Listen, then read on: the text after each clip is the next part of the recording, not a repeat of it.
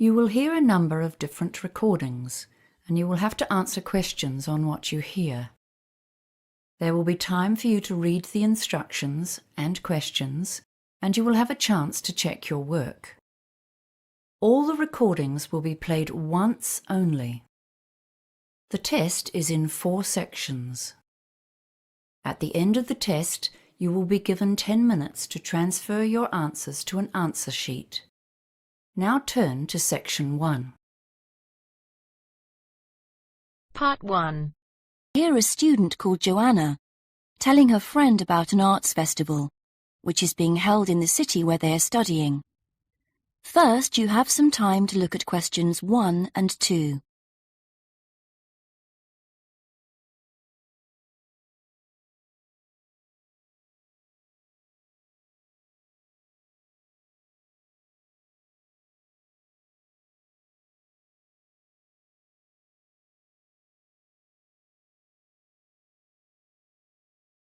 Now we shall begin. You should answer the questions as you listen, because you will not hear the recording a second time. Listen carefully and answer questions 1 and 2. Hi, Joanna. Where have you been? Hi, Dave. I had to go into college to return a DVD I'd borrowed from the library. Oh, right. But while I was there, I got some information about the City Arts Festival that starts next week. Oh, yeah? I saw a poster advertising it somewhere. Yeah, and I picked up this leaflet from the library. It gives you the website address. So as I was there, I logged on to get more information. Actually, although they've got the full programme of events fixed now, you can't book online, which seems strange. There's a number to phone, though. And are there student discounts? I guess so, but I didn't notice. Anyway, there are 3 things I'd like to see. An Italian film, a rock concert, and an art exhibition. Oh. The exhibition's free, and you don't need to book, so I'll definitely go to that. But I'm going to get tickets for the film in case they sell out. Good idea. You can always buy concert tickets at the door, because that's in a really big hall. Right. Before you listen to the rest of the conversation, you have some time to read questions 3 to 10.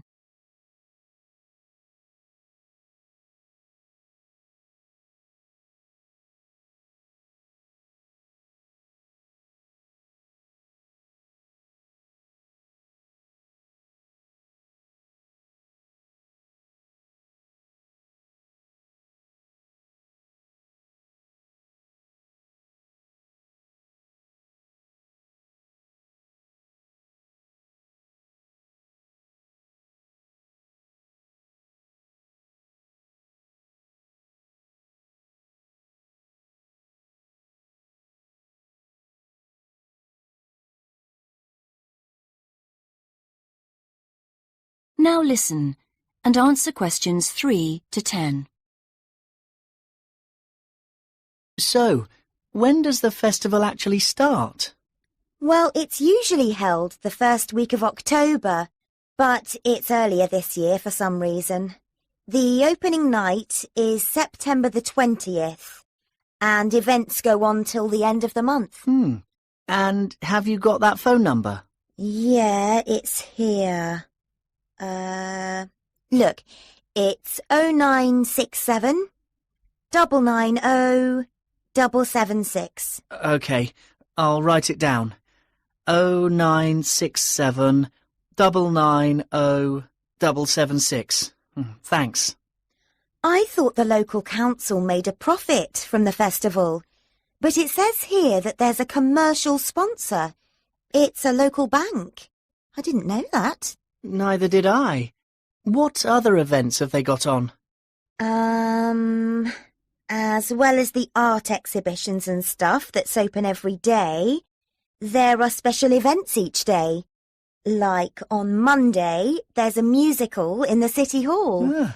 That's only £3.65 for students. I think I'll give that a miss. I've got football training on Mondays. but I'm free on Wednesday. There's a jazz band on then, and that's only £2.50 for students. Sounds good. Is that in the City Hall too? We could go. Well, I'm busy actually, but it's at the sports centre if you're interested. Oh, right. Thursday's the cheapest event, only £1.25 for students, and it's on in the library. Can you guess what it is? Probably the college choir. Actually, no. They've not been asked, apparently. Oh. No, it's a poetry evening. Isn't there any modern dance on anywhere? On Friday. That's at the college. It's quite expensive, though. £15 for adults and £12.75 for students. Oh, yes, that is a lot. If I'm going to spend that much, I'd prefer to go out on Saturday. Yeah, me too. But on Saturday night, there isn't live music or a party or anything. Just the fireworks in the city park. And that's only £1.50. Yeah, that'd be good. That is the end of part 1. You now have half a minute to check your answers.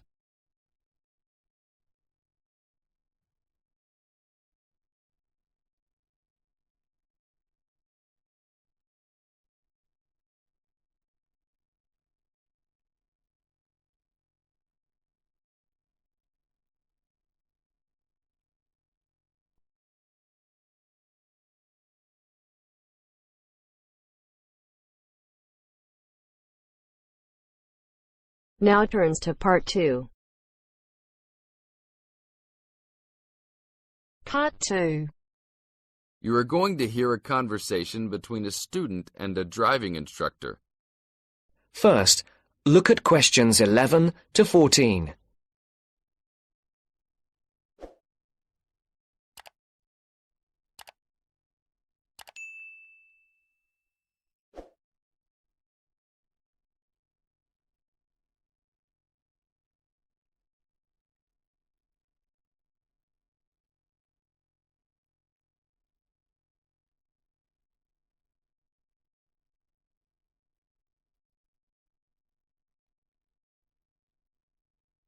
Listen carefully.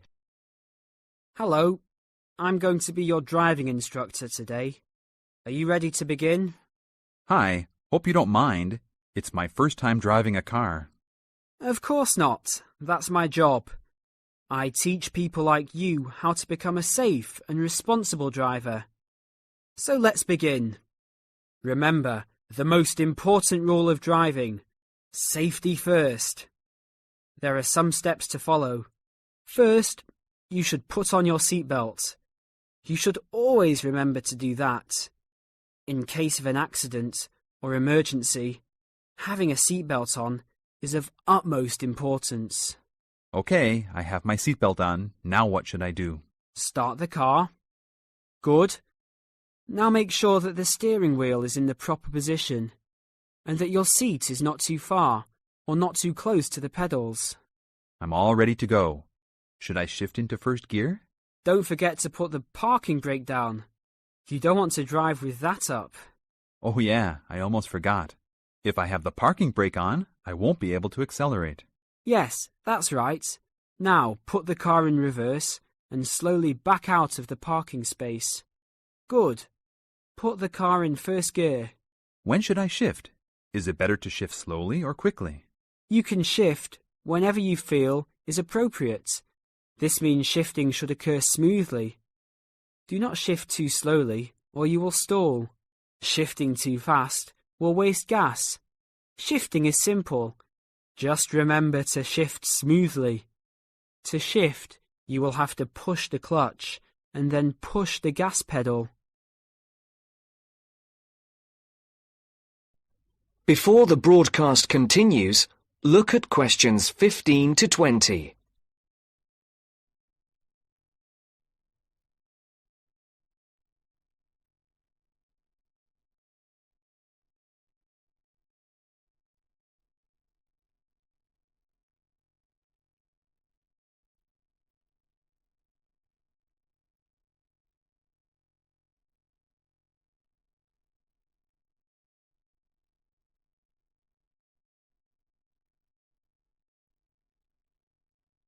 You will now listen to the second part of the talk.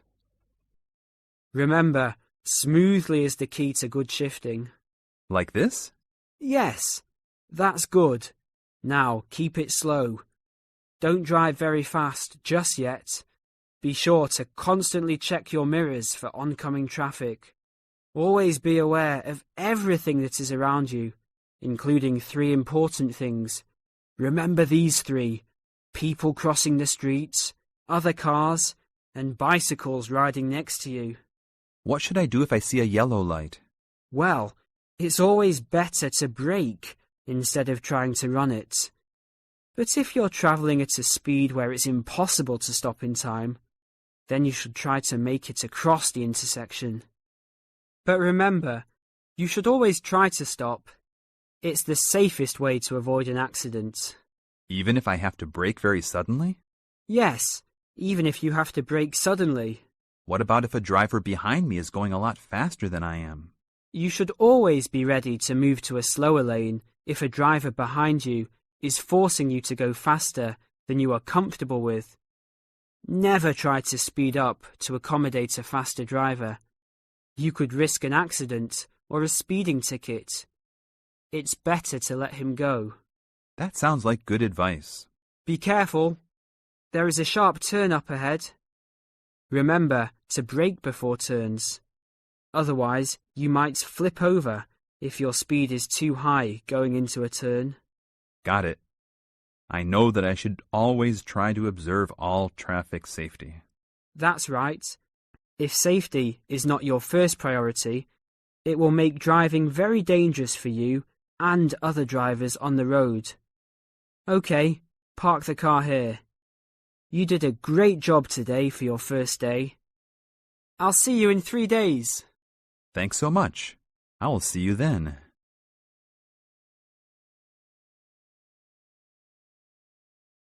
That is the end of part 2. You now have half a minute to check your answers.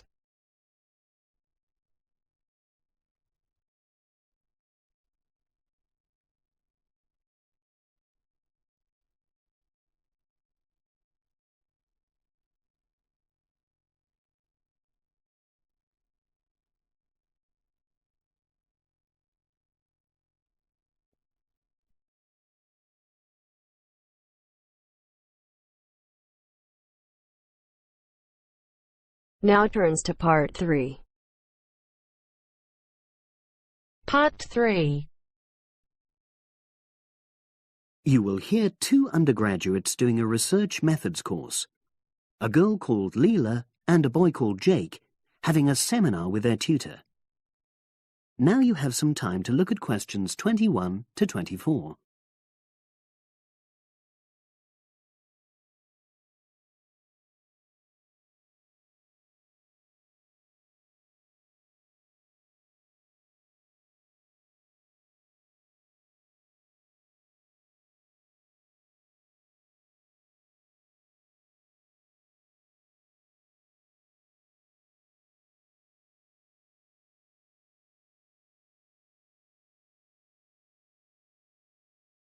Now listen and answer questions 21 to 24.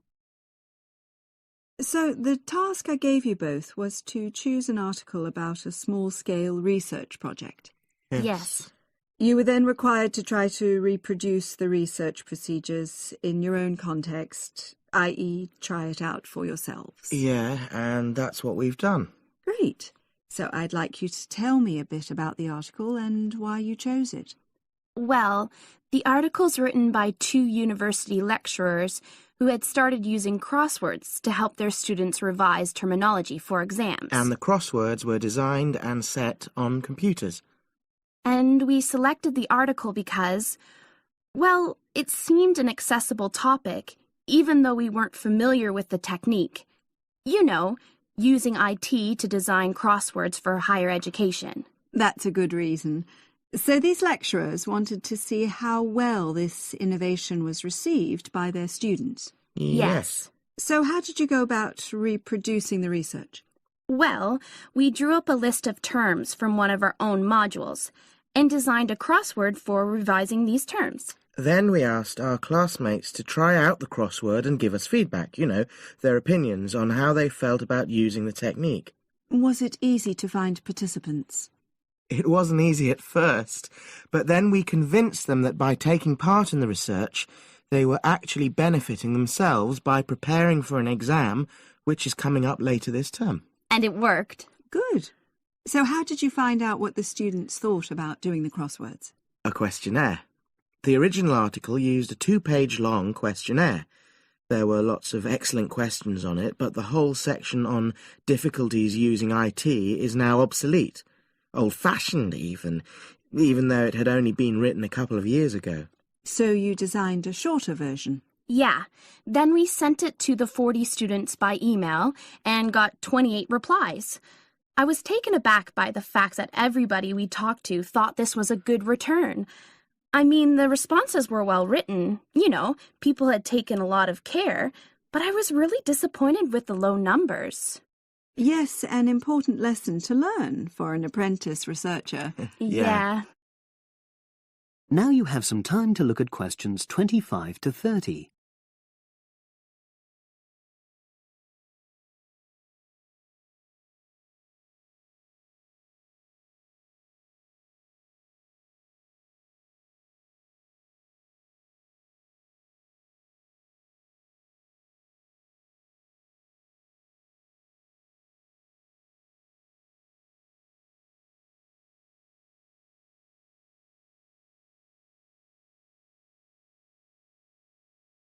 Now listen and answer questions 25 to 30. So what results did you get? Well, basically, the responses were extremely positive. The students said that doing the crossword on a computer helped them really focus on the work in hand and not be distracted, which is something that commonly happens with other ways of doing revision. Yeah, that was really clear. But something that struck me was that having fun hardly featured in their responses, nor did anything to do with spelling of hard words, which I thought would be an obvious benefit. No? Okay. Respondents also said that doing the crossword hadn't really increased their general motivation to study, but that it had highlighted the gaps in their memory so they knew what further work was necessary. Right. So how did your findings tally with those of the original researchers? There were lots of similarities, but... There were probably two main differences. We found that more males than females liked the technique, whereas the original study found the reverse. Also, our respondents said they wouldn't mind doing a crossword as a final official exam, whereas in the original study, students said they would hate doing it even if it meant having a shorter test. But of course, both sets of respondents said they'd be interested in doing more crosswords for informal purposes, revision, and so forth. Right. So let's have a think about the whole project and what you've learned from doing it. Well, it was very time-consuming. Yeah, and I don't think we managed that aspect very well. It could have been worse. I mean, we didn't have a lot of data, so we didn't have to spend ages processing it. And of course, we'd already done a course on numerical data processing, so there wasn't much new there. Yeah, that's true. Anyway, I think we designed our questions well so that they gave us manageable data. Yeah, it really helped having the original study to guide us, as it were. And that helped us to see what a good research instrument is. What a good questionnaire should be like. Absolutely. We got a lot from that. But when we were writing up the project, I'm not sure whether we'll know how to acknowledge the work of the original study. Our referencing. No, that's something we'll both have to work on in the future. Actually, that part's been great. Finding ways to share and support another person. That's the real plus from the project, learning ways to do that. Well, it's obviously been very successful.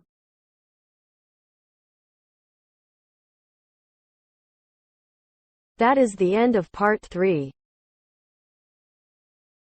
You now have half a minute to check your answers.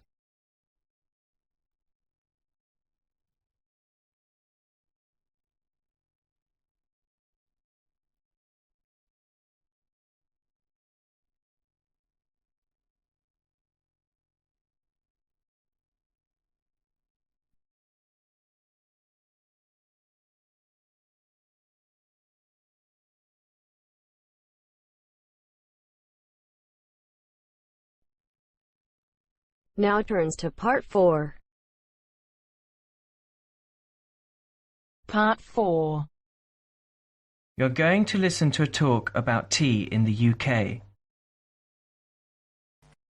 First, you have some time to look at questions 31 to 40.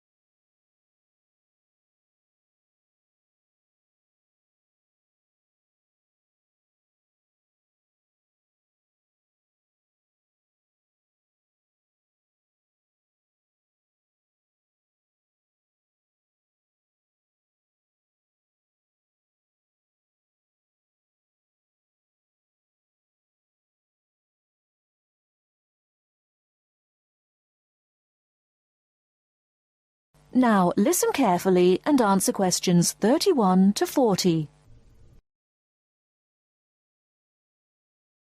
During the 1930s, there was a popular song which had the title "Everything Stops for Tea," and to millions of British people, a restful cuppa is still an ideal way to relax for a few minutes from the rigours of the day.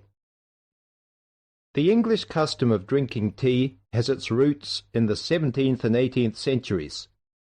When first imported to Britain, the exotic cha, or cha, as the Chinese tea was variously called, was considered a man's drink to be enjoyed with colleagues at London coffee shops. These were popular meeting places for many walks of life: politicians, lawyers, poets, actors, and writers. Many London clubs began in this manner, and the famous Lloyd's Insurance underwriters started out as Lloyd's Coffee House. In 1706, the first coffee house that offered tea was Tom's Coffee House, owned by Thomas Twining.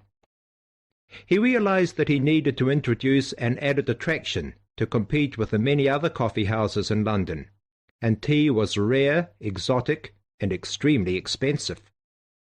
With these credentials, tea became an exclusive drink and enabled Twining to open a tea shop under the sign of the Golden Lion in the Strand. By the 18th century, the ladies of the more affluent classes were going China mad, using tea as an excuse for displaying their extravagant purchases of Chinese porcelain and Dresden tea sets. A comprehensive tea tray would consist of a teapot and stand, teacups and saucers, sugar bowl, milk jug, and basin for discarded tea and tea leaves. Tea was still expensive and kept in locked tea caddies. Skilled craftsmen fashioned caddies of carved inlaid woods fitted with crystal and precious metals. To ensure the servants weren't tempted by this priceless commodity, the caddy was kept locked, and only the mistress of the house held the key and prepared tea when guests came to visit. No well-brought-up young Englishwoman could consider herself socially acceptable unless she knew how to brew a proper cup of tea. As the 18th century progressed, changes in commerce and working hours resulted in the main meal of the day being taken much later in the evening. The prospect of lasting from breakfast until evening did not appeal to the Duchess of Bedford, who is usually credited with being the first to alleviate late afternoon hunger pangs by introducing a small 4 o'clock meal served with tea. With time, the light, wafer-thin toast or delicate white bread gave way to exotic fillings like tomato and egg, cucumber, chicken, or potted shrimps, followed by buttered scones, crumpets, or elegant pastries. The popularity of tea continued to spread, but it was not until 1839 that the first shipment of Assam Indian tea was landed in Britain. A healthy trade with India was soon established, and tea clippers, like the Cutty Sark, now a museum in a dry dock at Greenwich, were reaching the peak of their sailing days.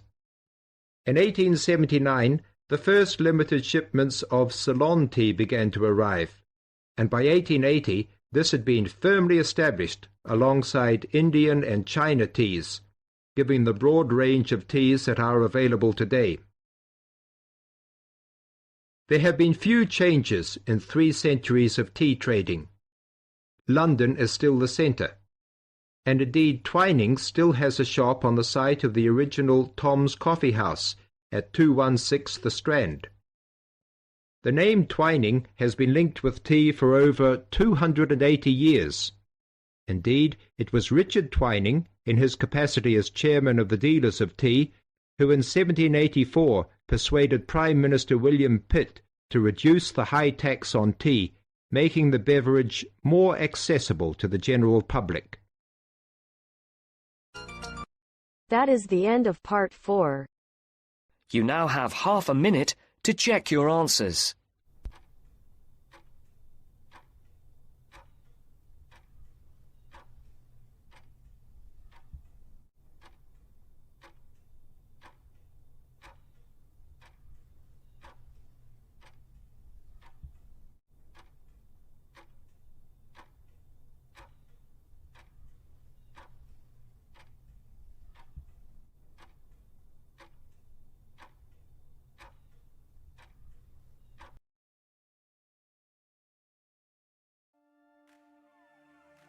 That is the end of the listening test.